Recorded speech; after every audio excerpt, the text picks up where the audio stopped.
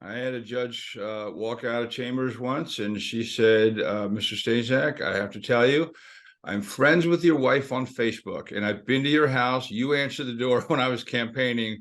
Do you have any issue with that? And Yeah, yeah, but see, in that instance, Joe, then you're kind of put in the situation of not or having to take on the judge and saying to yourself, is this really the judge that I want presiding over my case? And really advocating for yourself and say, you know what, Judge, thank you for your honesty. I don't feel comfortable in you presiding over this case. I would like another judge to hear the matter.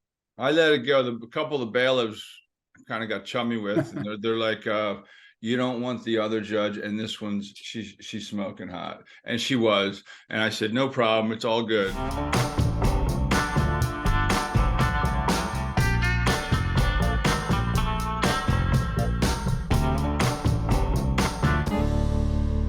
Yeah, let the big dog hunt. Hello again, everybody, and welcome to another episode of Divorce and Conquer. I'm Joe Staszak. Hope you had a wonderful holiday. Happy New Year to you. We have a special guest today. I promoted him last week, teased it a little bit. He is the premier celebrity attorney in this fine region of ours, let's say. I think he's more of a national guy, but you know, he's always in the area doing good for people and philanthropy work. And he was Darren Daulton, former catcher for the Philadelphia Phillies, who passed away. He was a former colleague of mine, passed away of brain cancer a few years ago. That's kind of where he got his start in the divorce arena.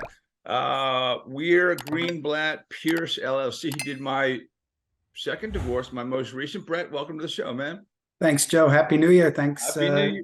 Thanks for having me. We're excited. Always, man. Always good talking to you, bro.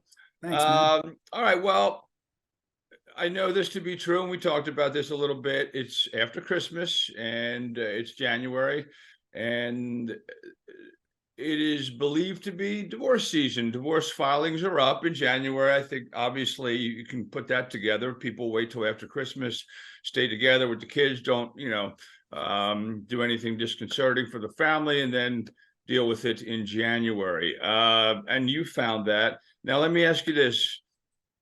People that have decided and made that decision to go forward with a divorce, from this show is mostly about men, but I guess all can garner some of your tips and information and knowledge. First thing to do when you have decided it's over. I think the best thing that anybody could do is educate themselves on the process. A, who they're going to retain. B, what to expect moving forward. And, let's start with A, who they're going to retain. So it's really helpful in any type of matrimonial proceeding to engage somebody that's practices in the county where your divorce is going to be pending. Because 9 out of 10 times that lawyer is typically in front of the same masters, hearing officers, judges, and knows the way of the land, and gets sort of a hometown advantage, if you know what I mean. So that always helps in the process. And then the second thing I mentioned was educate yourself, because you're in uncharted waters, and the average person doesn't know, this is their first time divorce, unlike you, Joe, second time, but it's always a learning process along the way. So my advice to anybody is educate themselves, and there's various ways you can educate yourselves. Probably the best tool out there is Divorce for Dummies. It'll kind of give you the lay of the land on what to expect. Reddit. And every person's case is different. Some cases have child support issues, some have custody issues, some have abuse issues, some have matrimonial, equitable distribution issues. So you just want to really educate yourself on the process and what to expect moving forward. Well, Brett, you said something that concerns me, and we've talked about this before, and I told people to watch a documentary, 90-minute documentary called Divorce Corp. From what you told me, if I'm not quite from this county, I might file for a change of venue if I'm going up against hometown people who sounds like they might be good old boys network, judges and lawyers. Is that what I'm hearing? Because, listen, I'll be serious. I think it's completely corrupt. And I can't believe there's no oversight to the Mickey Mouse way they run family court around here in Chester County. I've dealt with Montgomery County as well. What are your thoughts on that? And why is it allowed to continue? Well, listen, first of all, the standard to get a change of venue is extremely high. It's an extremely high burden. And the odds that you're going to win are slim and none. And Slim probably just checked out the door. Sure. So the only thing that I can say to help, you know, advance the ball in that court is to do some background information, your own due diligence on the relationship between the lawyer and the judge. And probably the easiest way to do that is to just pull the judge's campaign finance reports. They're public information. So if it's Judge Smith in Chester County, just Google Judge Smith Pennsylvania campaign report, and you want to see if Attorney Joe Staszak, you know, has contributed, you know, $5,000, where the average lawyer's contributing maybe you know, $50 or, you know, $100. And then you want to see if there's any type of personal relationship with the lawyer and the judge. Now that's hard because, you know, a lot of judges and lawyers interact in bar association functions and things of that nature. But sometimes if you do a little digging, you can find that there's a personal relationship that might warrant a recusal or a change of venue. And how often, when you, because you're presenting it to the judge and asking him to recuse himself. So he's basically, if he says yes, he kind of is almost capitulating on the fact that, yeah, I, you know, a little bit of soft money came my way for my last campaign. Maybe it's not a good idea. Maybe I am a little biased. Is that a deterrent for them to recuse themselves? Yeah, like I said, there was one instance that I had where a judge actually said, Mr. Datto, if you or your client don't feel comfortable with me presiding over the matter because of my relationship with, you know, opposing counsel, happy to step down. So, you know, that judge took the high road, but that is, you know, a rarity in these instances. So you'd have to file a motion with the same judge, which again, you're going to have that judge be objective and, you know, kind of fair and impartial about what he or she is deciding with regard to the standard to recuse him or herself. But you mentioned, you know, there's little to no oversight. There really is some oversight.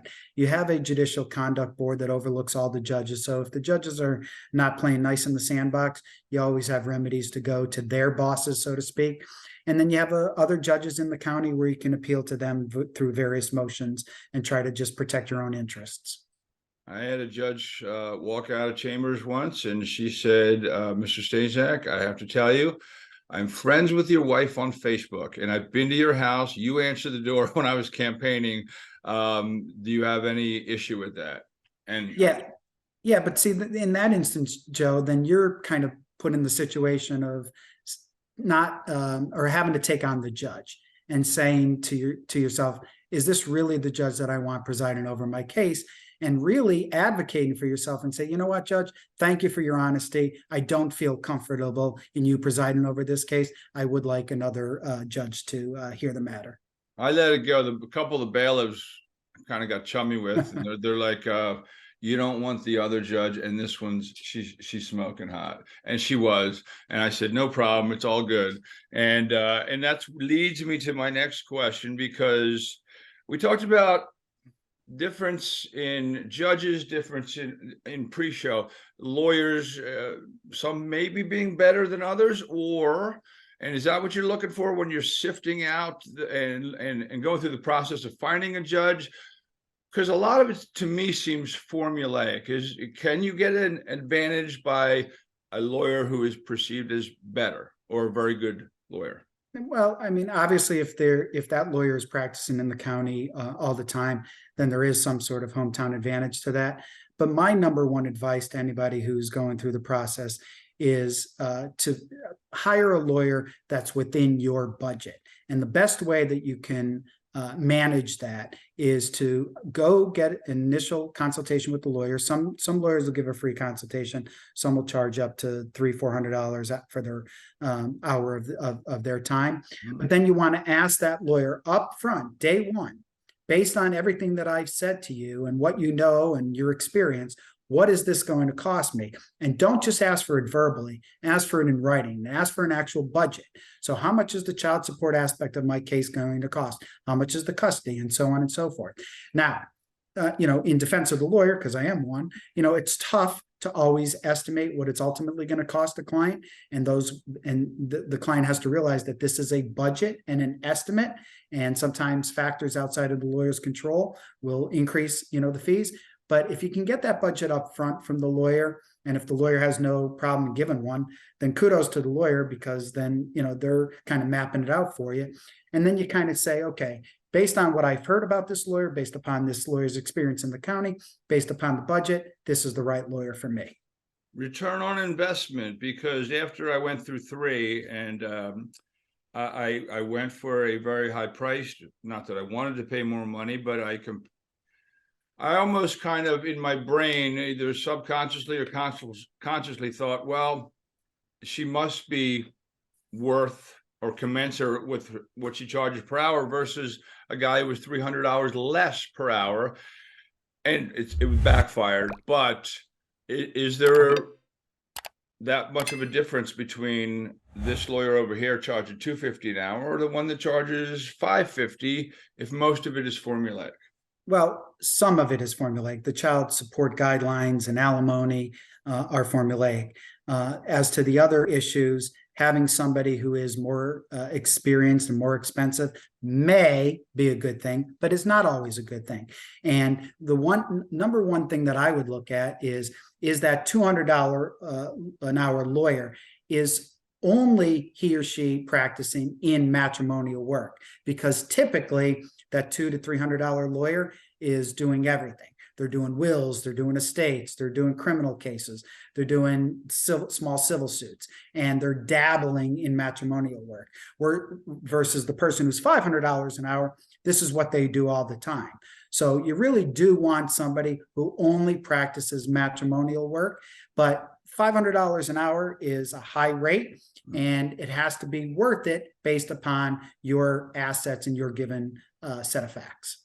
With Brett Datto, former fellow student, colleague of mine at Villanova. Don't forget, vote for Brett for class president, right? Remember that? I must have forgotten. Too many people forgot.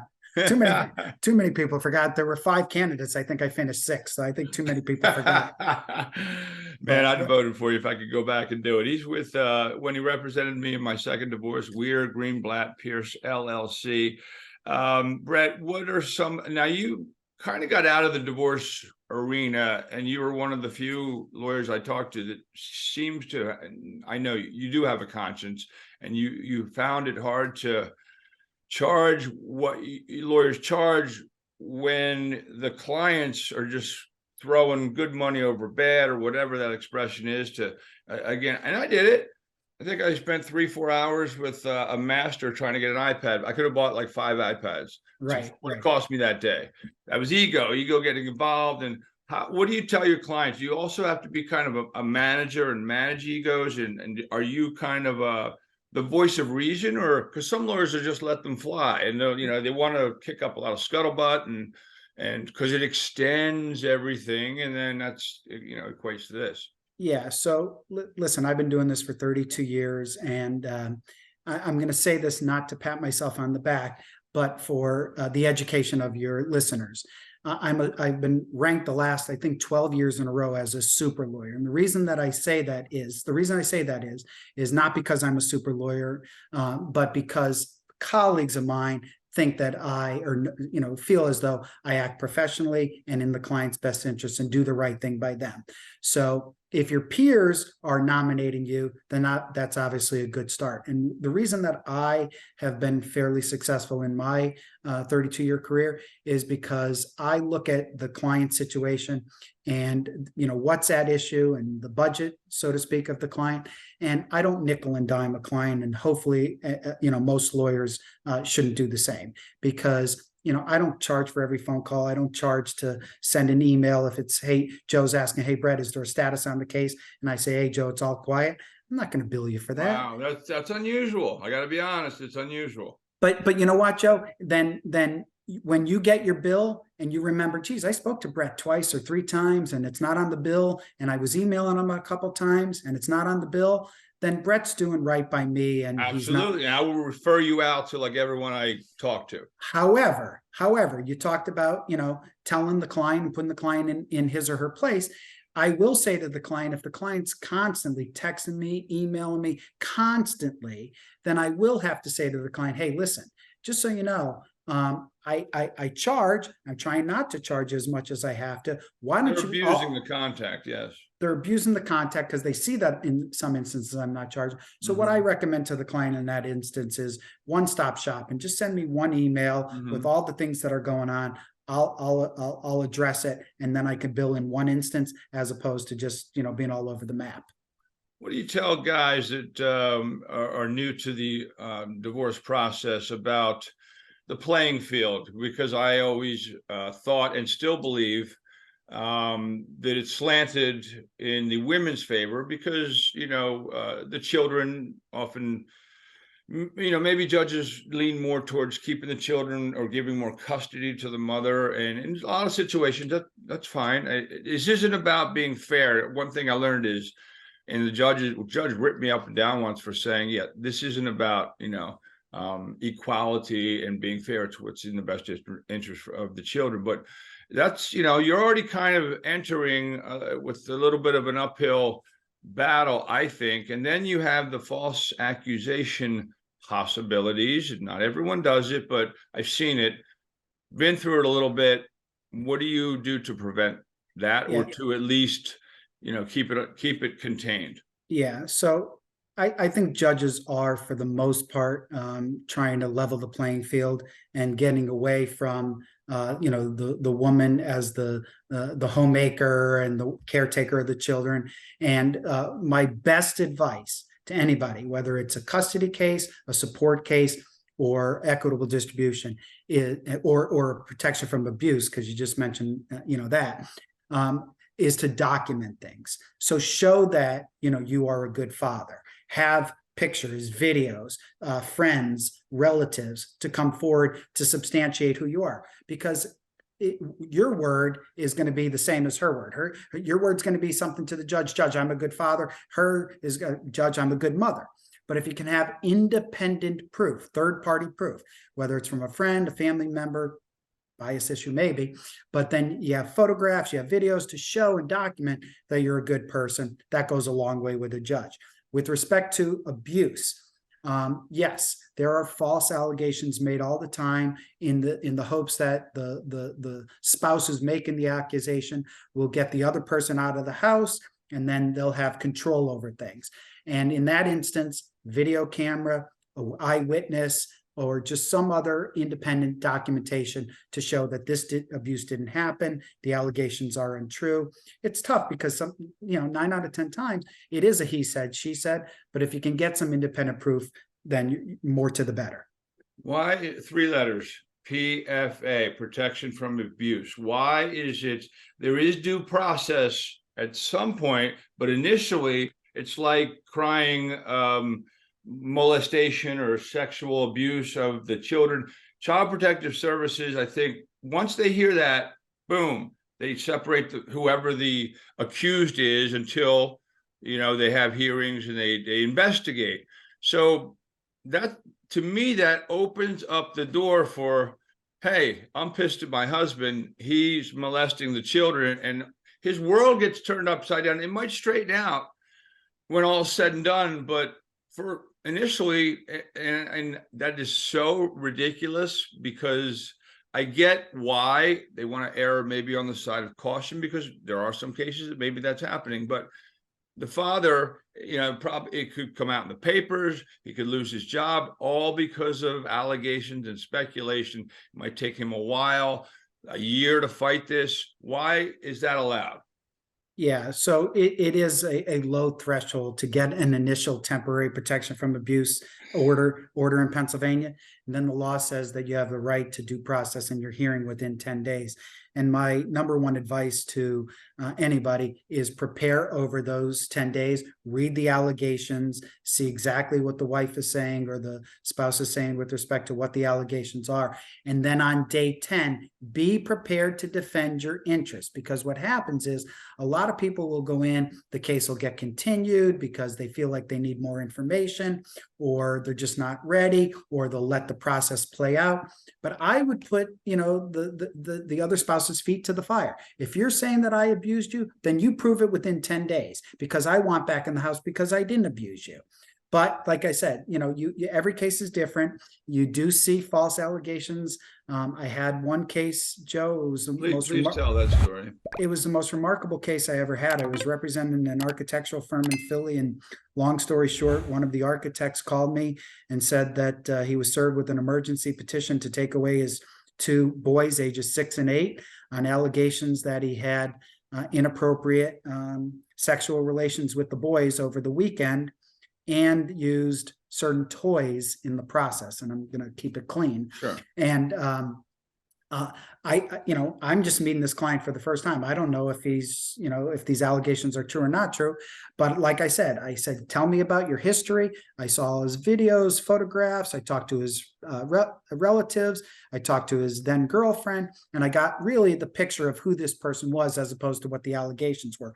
Long story short, a year of him not seeing his children, a year, we found a similar lawsuit from the wife's girlfriend in Colorado, and I won't tell you how we got there, where when we took the lawsuit in Colorado from the girlfriend and compared it to the lawsuit in New Jersey against my client, the allegations were word for word the same, including the same toy that was used on the children.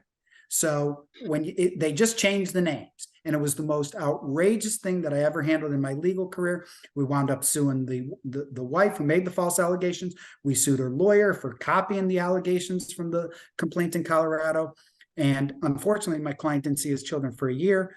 But at the end of the day, the court realized that she committed what's called a malicious use of process, and she paid a lot of money, as did the lawyer who lost her license. Interesting, because the guy will never get that year back.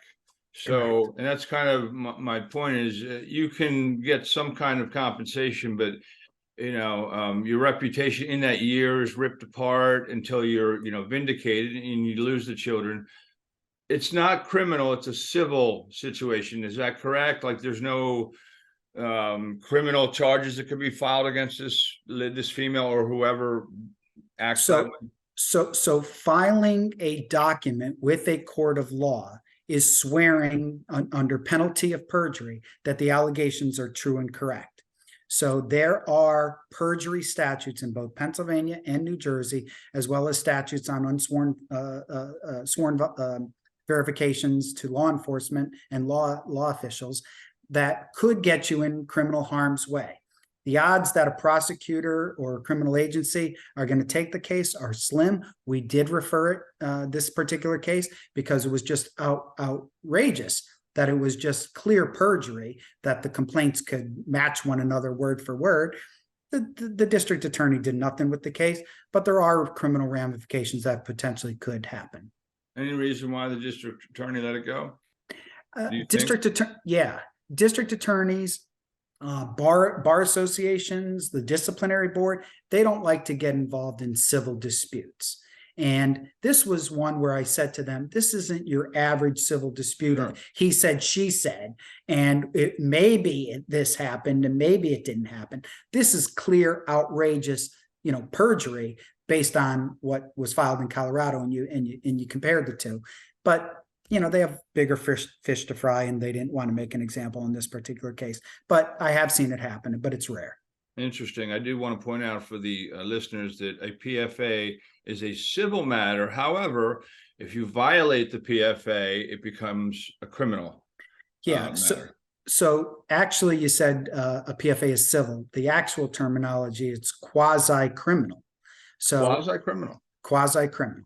So what that means is that, yes, there are civil remedies, but then if you violate it, you can be held in either direct contempt of court or indirect contempt of court. And the punishment could be up to 6 months in jail and a fine of up to $1,000. So there are criminal overtones to it. That's why it's called a quasi-criminal remedy. Indirect or direct, what is the difference there? So indirect means that it wasn't done in the face of the court. It was done, behind the scenes and violated the spirit of the court order. Direct contempt is you're doing in the court, in the presence of the courtroom, sort of like, the judge telling you, Mr. Staszak, I don't want to hear another word, or you're going to be held in contempt of court, and you keep going out, that's direct, right in your face contempt. Interesting. But I do know that there's nothing to stop the accuser, let's call her a female, from getting in your airspace, or you know what I mean? Like, you can't go anywhere near that person, but they can, they can almost draw you in. Yeah, so that's what that seems ridiculous. Well, right, and they're doing that for the purposes of setting you up so that there is a violation. So that's why I always counsel my clients, whenever there's any instance or the possibility that you're going to be in the same, location as your spouse, make sure you have somebody with you, make sure that there's cameras around, make sure that you are protected.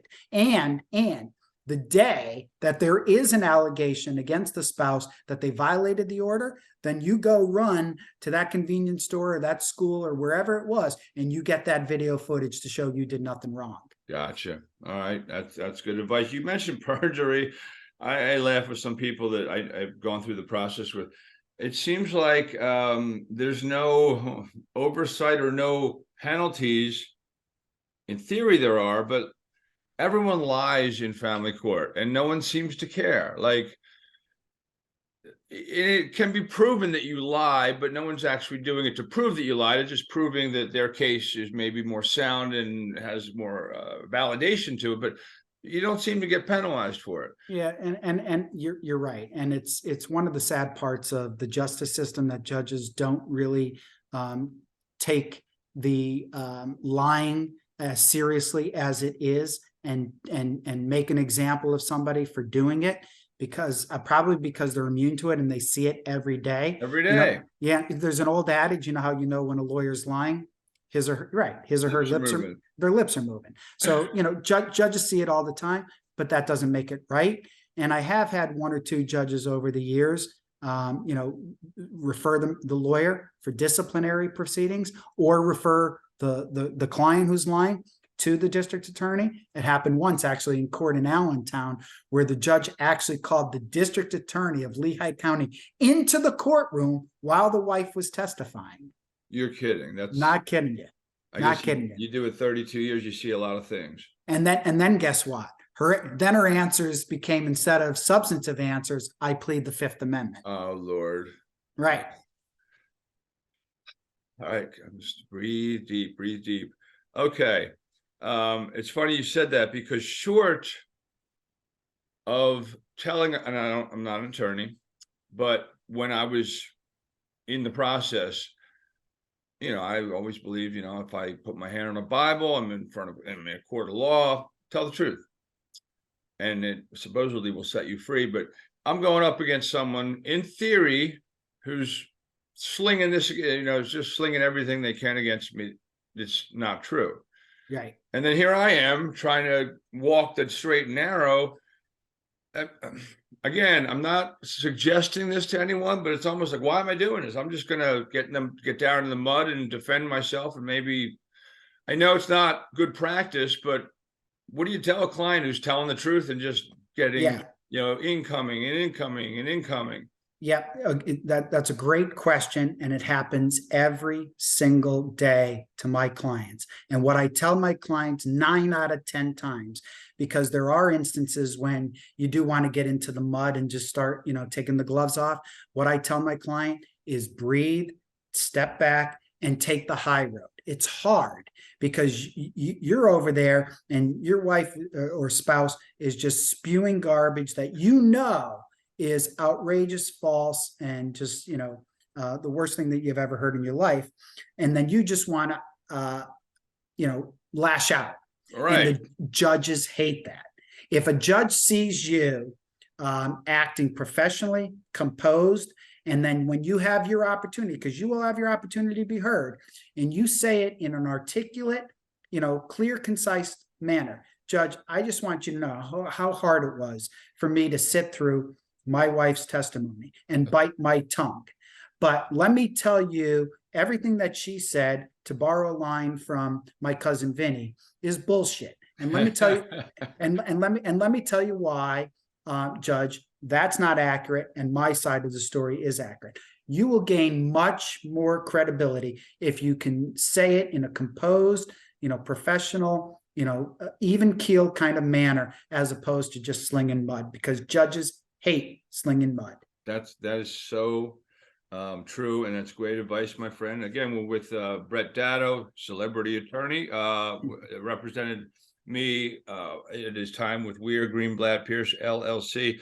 Darren Daulton, that was your first taste of the divorce portal, and he was big time around it. Darren, I mean, you know him. Yeah. Hugely popular, and then you're like a young kid and he latches on to you, and I mean, you were always destined to be a star, that. But that whole thing with and I want you to explain the Darren Daulton Foundation, because it was a fantastic thing and experience that I was at this year, and a lot of work that you put into it. But what was it like with Darren Daulton and the exposure and his Hooters wife, and how was that? And then your relationship with Darren Daulton obviously was strengthened. And yeah, so 1994, obviously the Phillies come out of the World Series in 93, not successful, but it was a great run, and they endeared to everybody in the city of Philadelphia, the team.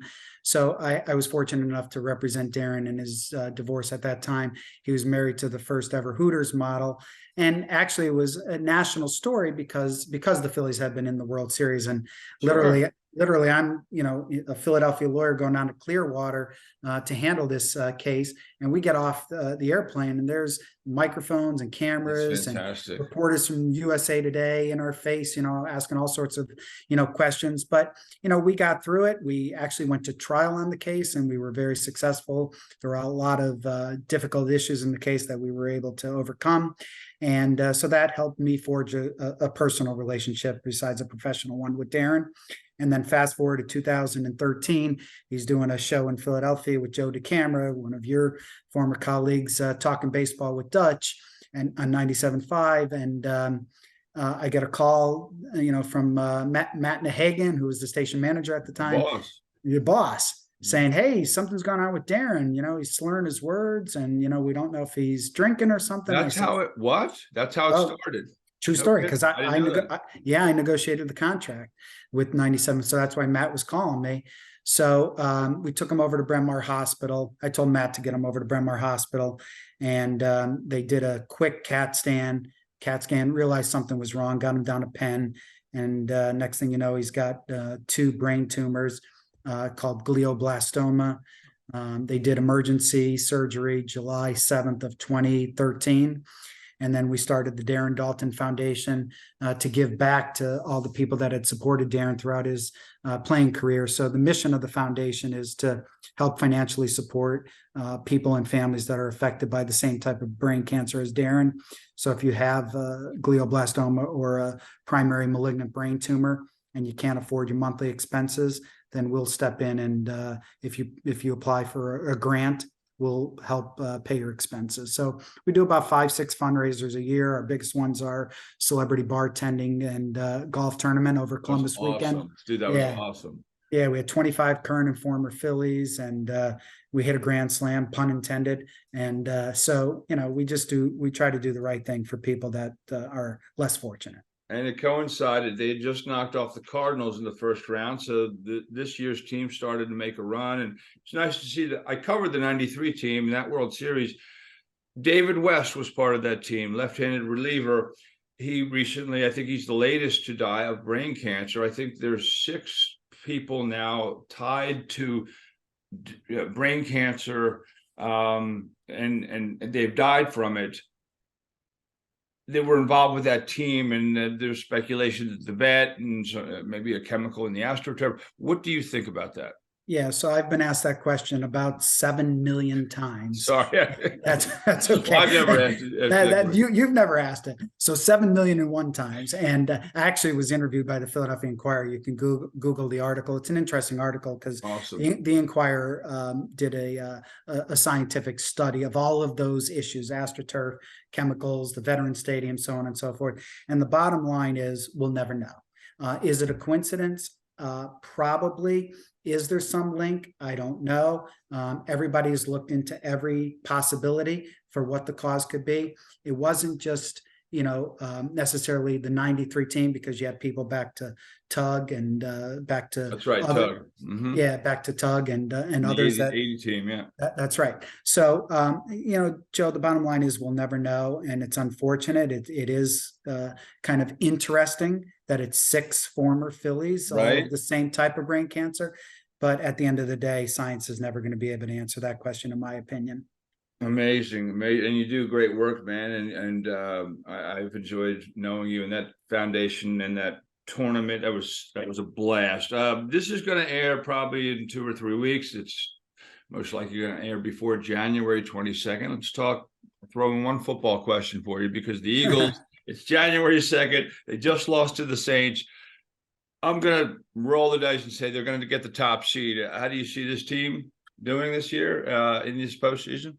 Yeah, I listen, we're classic Philadelphia fans, so we're always, the black cloud, we're always doomsday. We're always worried. Doom and gloom, baby. Doom and gloom. We're conditioned to it. Yeah, but when Jalen Hurts comes back and the pieces get together like they were rolling there, throughout the regular season, I think we're going to be in fine shape. I see a Super Bowl appearance. Do I see a Super Bowl win? Maybe. It's going to be a great run. But by the way, you mentioned, January. I just want your listeners to know, because this might air before then, the Darren Dalton Foundation has an event on January 27th, Friday, at Von C Brewing. It's a microbrewery in Norristown, where we're going to have a bunch of the former Phillies. We're going to talk about the 2022 season. We're going to talk about the upcoming 2023 season. So, Joe, I would be remiss if I took your opportunity to talk Eagles and didn't turn it into an opportunity to talk the foundation and the Phillies. So that's my spiel. Man. Love it. Man. Cindy Webster has nothing on you, man, in terms of your marketing genius. All right, man. Cool. Can I go to that? The 27th? No, you're not invited. I didn't think so. I didn't think so. You didn't make the cut. You're still mad that I didn't vote for you. You can absolutely be my guest. And actually, it's called Pitchers, Pints, and Brews, and it's just going to be a Pitchers, Pints, and Ball. It's going to be a really good opportunity to just mingle with some of the people, get some beers, and just have a good time. So try to visit www.darrendaltonfoundation.org for tickets. Awesome stuff, Brett. Brett Datto, you are off the Divorce and Conquer hot seat. I appreciate you joining the show, man. And we'll off the air, we'll set up something. I'll meet you downtown and we'll do our thing. Absolutely. All right, everybody. Have a wonderful day. I appreciate it, Brett. That was Brett Datto, my man. I appreciate you watching and or listening to this episode of Divorce and Conquer. Remember to share it with all your friends and hopefully give us a 5-star review on Apple Podcasts, Spotify, and all the other ones you see on my Facebook page, Divorce and Conquer, or you can find it on my Joe Staszak page or Twitter, at Joe Staszak 975, or Instagram, Joe Staszak 4799. Appreciate it, folks. Have a great week, and thanks again for listening.